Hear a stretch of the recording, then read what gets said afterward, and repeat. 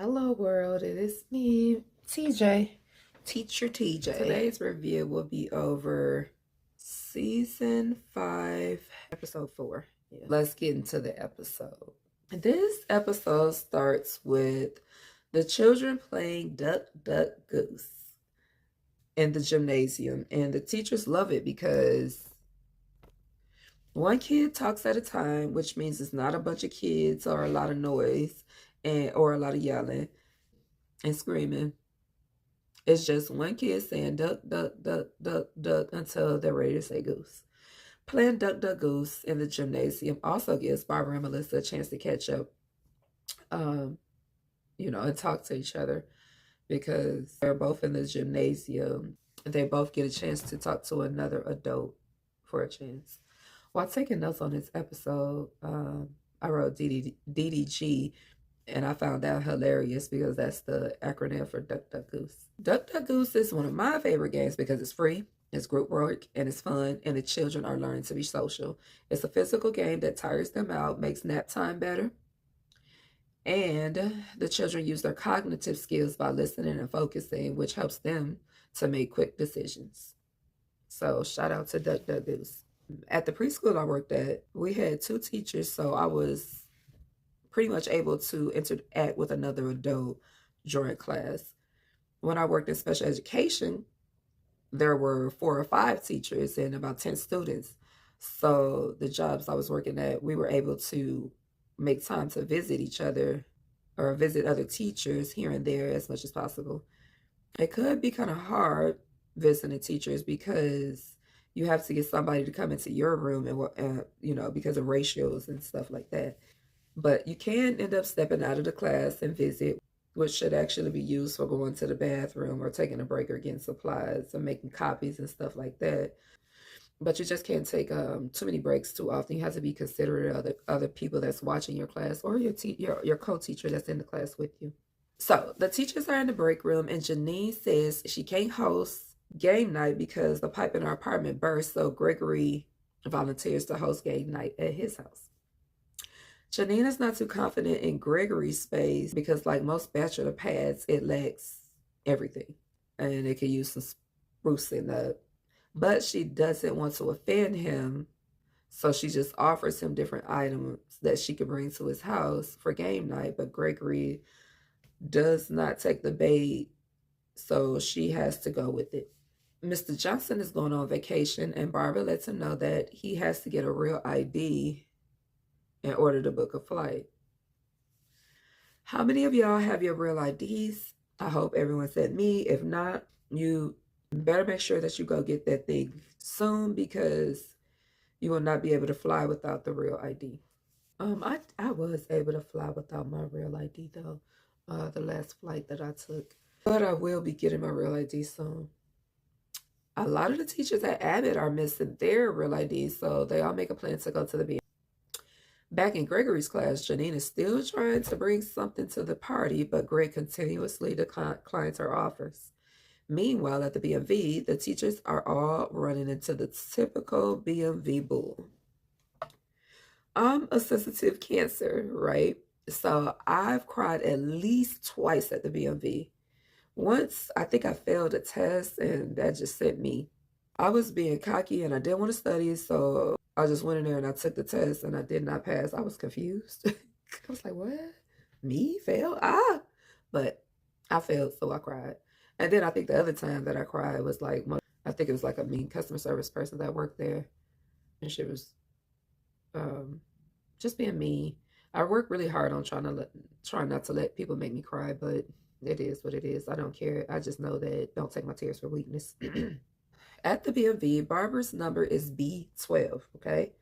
Somehow they end up calling B15 before B12, which was Mr. Johnson's number.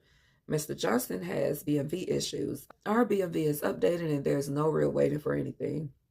They get you in and they get you out as quick as possible. And everything is pretty much electronic. Unfortunately for Mr. Johnson, though, he used an ink pen, blue ink, to complete one of his forms. And when he took it up to the front desk, they were like, no, this is not acceptable. Mr. Johnson told them that he has arthritis, that he only got like 5 or 4 forms left in him to complete in his lifetime. Back at school, Janine did not say what she really wants from Greg in the beginning of their relationship. And I watched season 1, and there's content coming soon, like I said.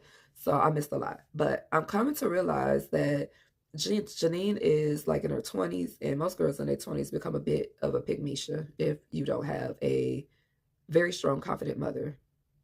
Society and people has made it so that if you're a nice girl and you people please and you're kind of down and kind of just go with the flow, you are pretty much a pygmisha. And I didn't understand that. I'm just a nice girl, want to be nice. Yeah, whatever. Yeah. And in your 20s, you'll learn that you cannot just go to the flow. You must make demands and stick to the boundaries that you set. Set your bar high and keep it there. So Janine is not really saying what she wants or expects from Greg. She's kind of just hinting at it. She's hinting about stuff that Greg needs for his house so that he can make it feel cozy. And her subtle hints are not really, they're not calculating for him. He's not grasping what she's saying. And at this point, she feels it's too late to be direct and say that his house is actually crappy. So she's going to just bring some stuff over to spruce up his place. Later in the episode, though, he asks for her to be honest because he basically values her opinion. So back at Gregory's place, Janine is still trying to redecorate. Y'all, when I tell you I love my home, I do. I love the scenery in the front. I love the scenery in the back. I love the scenery on the side of the house. I love the way that I've decorated for my taste. I love my space. So does Gregory. Janine's worried about how his apartment looks and having game night at his house. She doesn't feel he has the appropriate furniture. And he shows her a exercise ball like, you see me, extra seating everywhere. What? He didn't say that, but he did give her a exercise ball as extra seating. Back in the BMV, Ava is worried about her pictures, so she's looking at celebrity mugshots. She said something about the lighting from the mugshots and then the backdrop make the pictures look like they're at the BMV. So she's getting inspiration from their mugshots so that she can take her picture. And in today's BMV, you can no longer, taking the pictures are not what they used to be. You can no longer smile, and show your teeth, which is crazy to me. Back in the day, the only way that I would take my BMV picture was smiling, showing my teeth. Your hair cannot be in your face. Like this is a no. Like my hair would have to be like this to take a picture. And no, I like what I like, but it is what it is. Mr. Johnson's number is called for a second time, and Melissa still hasn't been called. So he completed his paperwork in black ink, and he goes back to the front, which they found another reason to send him back. And let me tell you, the way that you would get up to the front of the line back in the day at the BMV office and they would send your butt right back for something else, it would make you like really want to snap.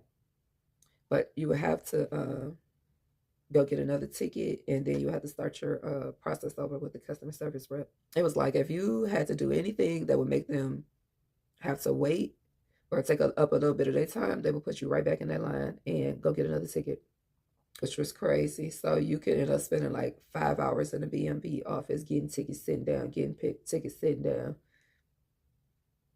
It's like, don't bring your kids to the BMV because before it's all over with, they'll hate you. They must have studied the wait time in the BMV because now you can get everything you need to get done quickly. Going to the BMV used to be a humbling experience because you would want to curse them out, but let's be for real. What is that going to get you? Nothing. So be respectful. Mr. Johnson is an older guy, and Melissa wonders like how he got called twice and she hasn't been called once, and he lets her know that it was pretty privileged. While working with the customer service rep, Mr. Johnson discovers he needs documents from list A and B, or maybe it was list C or list C and A. I don't know, but he needed documents from different categories.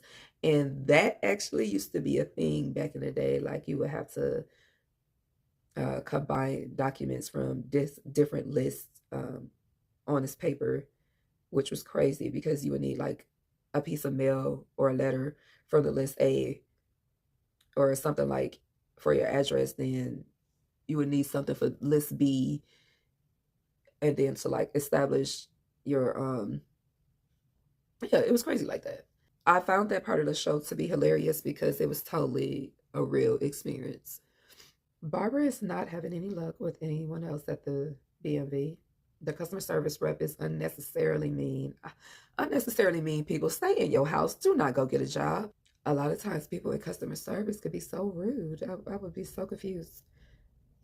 During Barbara's turn in line with the customer service rep, they try to send her back for testing, but she notices that Barbara had her keys in her hand, yet she's applying for a license. I used to personally wonder, like, if they were going to have the police or something sitting around watching me with my keys. So I would be cautious when I went to the BMV and out there with your keys all in your hand, all willy nilly, because I just feel like I don't know who watching. I think for all of us, 9 times out of 10, if we're in a BMV, we probably drove there. License suspended, no license, no insurance, don't even matter. We probably still drove there. Back at Greg's place, he's made some homemade kombucha.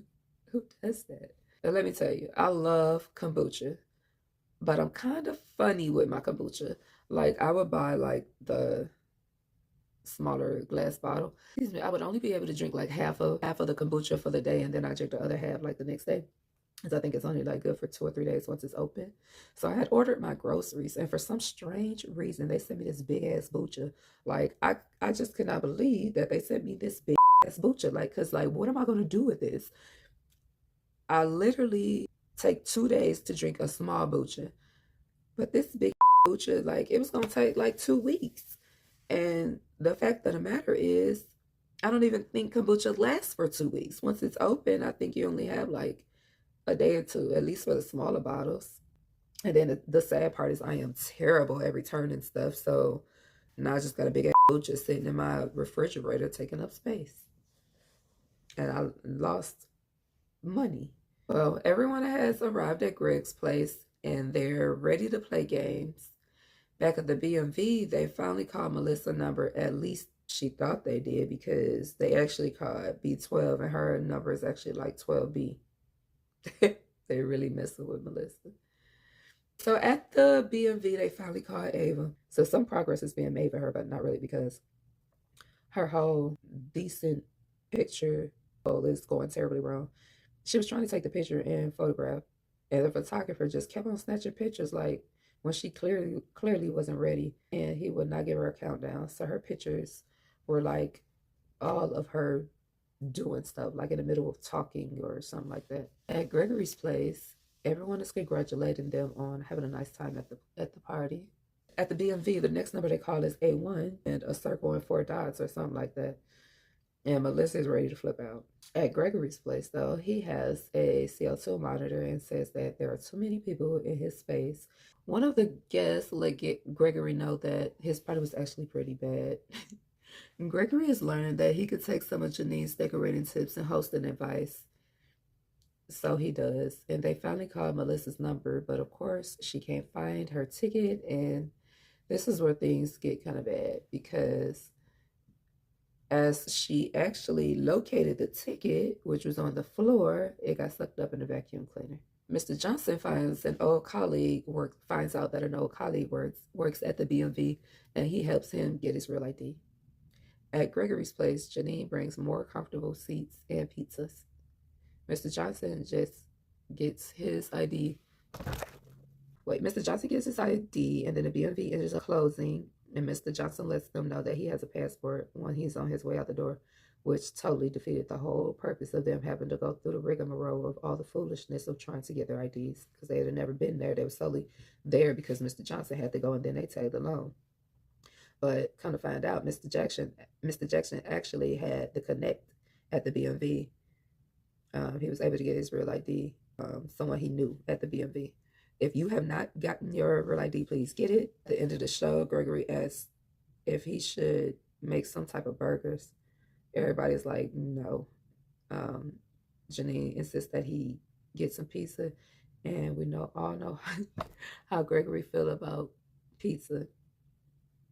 But the show ends. Gregory and Janine both agreed to host game night together at a different time. I hope you enjoyed my review. As much as I love to make it for you. And don't forget to like, comment, subscribe, share, and keep coming back because I am too. Bye for now.